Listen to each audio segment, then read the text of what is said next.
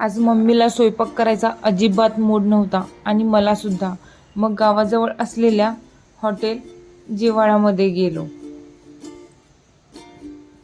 पाऊस खूप पडला होता, त्यामुळे खूप थंडी होती.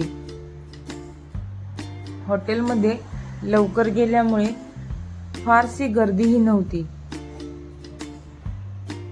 मग काय मागवायचं काय नाही हे डिस्कस करून फायनली आम्ही मेनू सांगितला.